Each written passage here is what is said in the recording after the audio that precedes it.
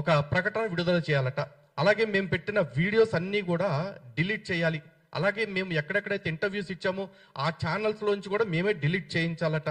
ఇది కాకుండా to pay to Shri Saibaba Sansthan a sum of ₹50 crores in damages suffered by the Saibaba Sansthan and various other devotees. ఈ సాయిబాబా సంస్థాన్ కావచ్చు, ఇతర సాయి భక్తులు కావచ్చు, వాళ్ళు అనుభవించిన బాధకి క్షోభకి పరిహారంగా మేము ₹50 కోట్ల చెల్లించాలట. ఇది వాళ్ళు విడుదల చేసిన కండిషన్స్. అయితే ఎందుకు వాళ్ళంత బాధపడ్డారు అంటే దానికి చెప్పారు చూడండి. మేమట తప్పుడు స్టేట్మెంట్స్ ఇచ్చామంట. అంటే ఏంటంటే షిరిడీలో ఉన్నది కానీ లేకపోతే ఇతర సాయిబాబా ఆలయాలుగా చలామణి అయ్యేవి ఏవి కూడా ఆలయాలు కాదు, అవి దర్గాలు లేదంటే మసీదులు అనే మాట మేము వాడామట. అలాగే అక్కడ ఆడవాళ్ళకి నమాజులు నేర్పిస్తున్నారు, తద్వారా ఆడవాళ్ళు లవ్ జిహాద్కి ఆకర్షితులయ్యేలాగా చేస్తున్నారు అని మేము చెప్పామట. ఇది తప్పుడు ప్రకటనట. ఇది తప్పుడు ప్రకటన అని షిరిడి అంటుంది అంటే షిరిడి సంస్థాన్ వాళ్ళు ఇప్పుడు తప్పుడు ప్రకటన చేస్తున్నట్టు. కారణం ఏంటి అంటే ఇవన్నీ నిజంగా జరుగుతున్నాయి.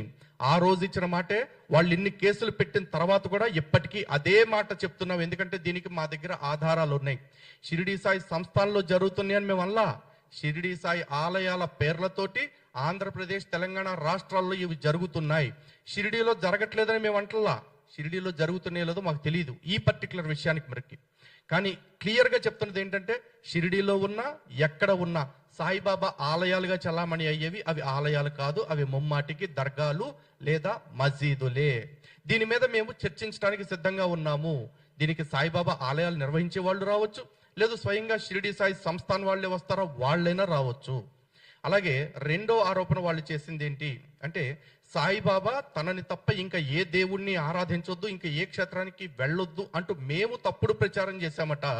ఇప్పుడే కరుణాకర్ గారు కొన్ని చెప్పడం జరిగింది. షిరిడియే మనకి పండరీపురము, షిరిడియే బదరి, కేదారం, రామేశ్వరం, గయా ఇంకా అన్ని చెప్పడమే కాకుండా చివరికి గంగా గోదావరి తీర్థయాత్రలు కూడా చెయ్యొద్దు అని చెప్పి ఆ పుస్తకంలో రాశారు. అంటే 2 సంవత్సరాల క్రితం మనకి ఏదైతే కుంభమేళా జరిగిందో ఆ కుంభమేళా హిందువులందరూ కూడా పిచ్చెక్కెళ్ళారు, అన్ని కోట్ల మంది.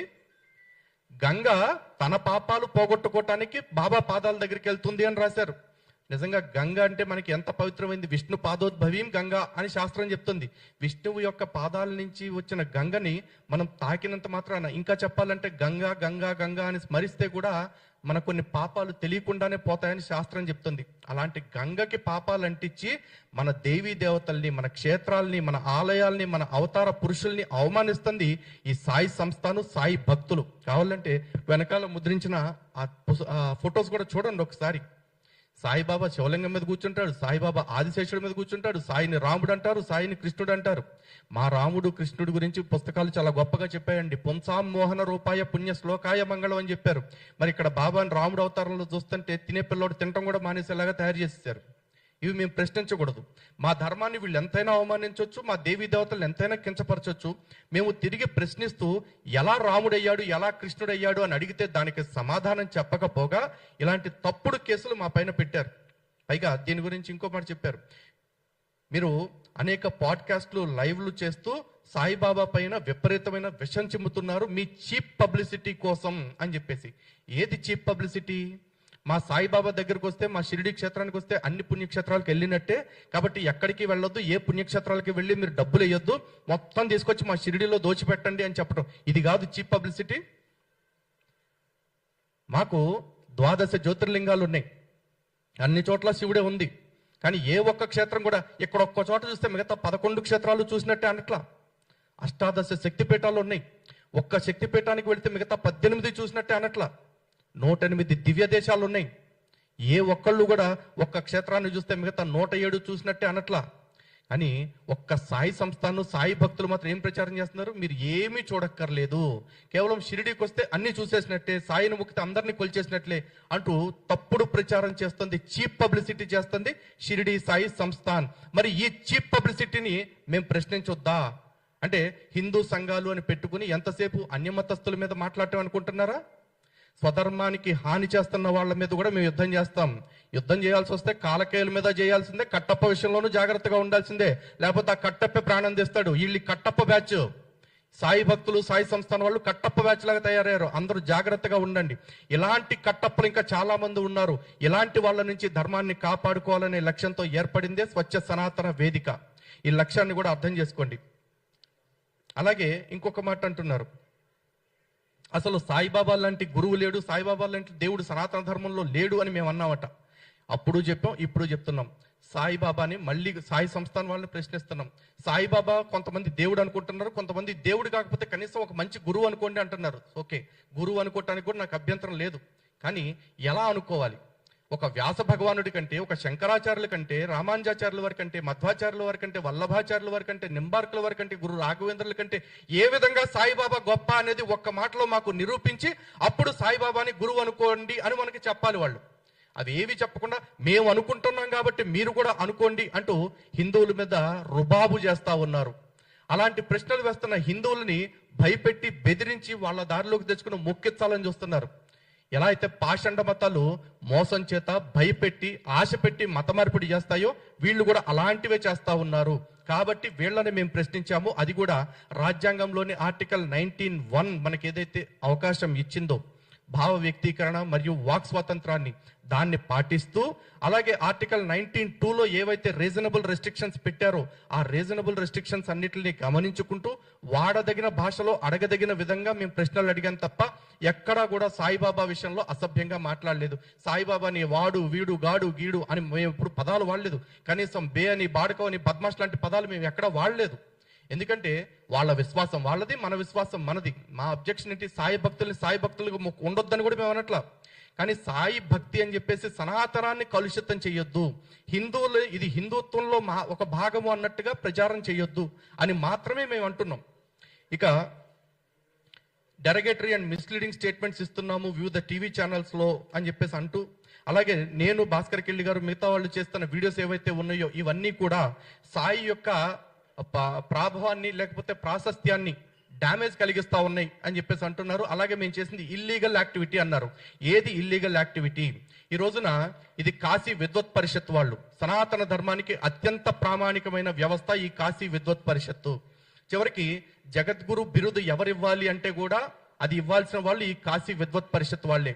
అటువంటి కాశీ విద్వత్ పరిషత్ వాళ్ళు ఇచ్చిన స్టేట్మెంట్ ఏంటంటే సాయి భగవాన్ గురు అవతార్ సంత్ నహి, బంద్ హో పూజ అని చెప్పేసి చెప్పారు. ఆయన భగవంతుడు కాదు, అవతారం కాదు, గురువు కాదు, కనీసం సాధువు కూడా కాదు. Saibaba is a fakir, he's a Sufi, he's a Muslim. ఇది వాళ్ళు చెప్తున్న మాట.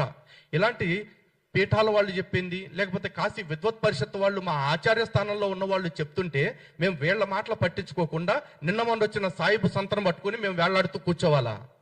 దానికి స్వచ్ఛ సనాతన వేదికలో ఉన్న భాగంగా ఉన్న ఏ హిందువు కానీ, ఏ హిందూ సంఘం కానీ సిద్ధంగా లేదు.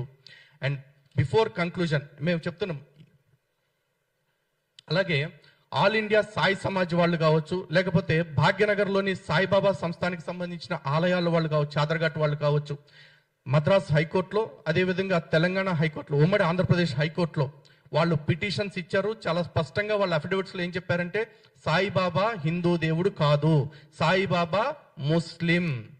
అలాగే సాయి తన జీవితకాలం ఇస్లాం ప్రచారం చేశాడు, తను నమాజులు చేశాడు, తను ఉన్నది మసీదే. అలాగే సాయిబాబా మందిరాలుగా చలామణి అవుతున్న వాటిల్లో ఇవి మందిరాలు కావు అన్న విషయాన్ని వాళ్ళు క్లియర్ గా అఫిడవిట్స్ ఇవ్వటం జరిగింది. అఫిడవిట్స్ ఎండోర్స్ చేస్తూ అప్పటి హైకోర్టులు తీర్పులు కూడా ఇవ్వటం జరిగింది. సో ఇవి దేవాదాయ శాఖ పరిధిలోకి ఉండాల్సిన అవసరం లేదు అన్న విషయాన్ని కూడా స్పష్టంగా చెప్పారు. మేము గ్రంథాల ఆధారంగా సాయి సచ్చరిత్ర కావచ్చు, హైకోర్టు యొక్క గౌరవ హైకోర్టుల యొక్క తీర్పుల్ని కావచ్చు ఉటంకిస్తూనే మేము మాట్లాడుతూ ఉన్నాం. కానీ సాయి భక్తులు ఎవరు కూడా మేము ఎన్నిసార్లు పిలిచినా డిబేట్కి రండి, దీని మీద మాట్లాడదాం, సత్యాసత్య పరిశీలన చేద్దాము, నిరూపణ చేద్దాము అంటే ఒక్కళ్ళు కూడా రావట్లా. ఈ రోజున ఇక్కడ మేము ఉన్నాం, ఎవరైతే అందరం క్రైస్తవులతో డిబేట్స్ చేస్తున్నాం, ముస్లిమ్స్తో డిబేట్స్ చేసాం, నాస్తికులతో చేస్తున్నాము, అలాగే కుహనా సెక్యులరిస్టులతో కూడా కొంతమందితో చేస్తూనే ఉన్నాము. కానీ ఈ సాయి భక్తులు మేము హిందువులమే, కట్టర్ హిందువులనే పదం కూడా వాడుతున్నారు కొంతమంది. అలా వాడేవాళ్ళు సాటి హిందూ సంస్థలతోటి డిబేట్ కూర్చుని మీరు మాట్లాడేది తప్పు, కావాలంటే మా దగ్గర ఆధారాలు ఉన్నాయి చూసుకోండి అని నిరూపించకుండా ఇలాంటి తప్పుడు కేసులు ఎందుకు పెడుతున్నారు? కాబట్టి మరొక్కసారి మేము పునరుద్ఘాటన చేసేది ఏంటంటే సాయిబాబాకి సనాతన ధర్మానికి సంబంధం లేదు. సాయిబాబా ముస్లిం. సాయి ఆలయాలుగా చలామణి అవుతున్నవి ముమ్మాటికి దర్గాలే, కాదు కూడదు అనుకుంటే మసీదులు అనుకోండి, మాకు అభ్యంతరం లేదు. అలాగే సాయి కరుడుగట్టిన ముస్లిము, ఉన్మాద ముస్లిం అంటే తను ఇస్లాంని అందరి చేత ఆచరింప చెయ్యాలి అనుకున్నాడు. ఈ విషయాలు ఎక్కడా కూడా మేము మార్చట్లేదు స్టేట్మెంట్స్. అలాగే సాయి తన దగ్గరకు వచ్చిన ప్రతి వాళ్ళని కూడా ఇస్లాం పట్ల ఆకర్షితులుగా చేయడానికి ప్రయత్నం చేశాడు. దానికి కూడా మా దగ్గర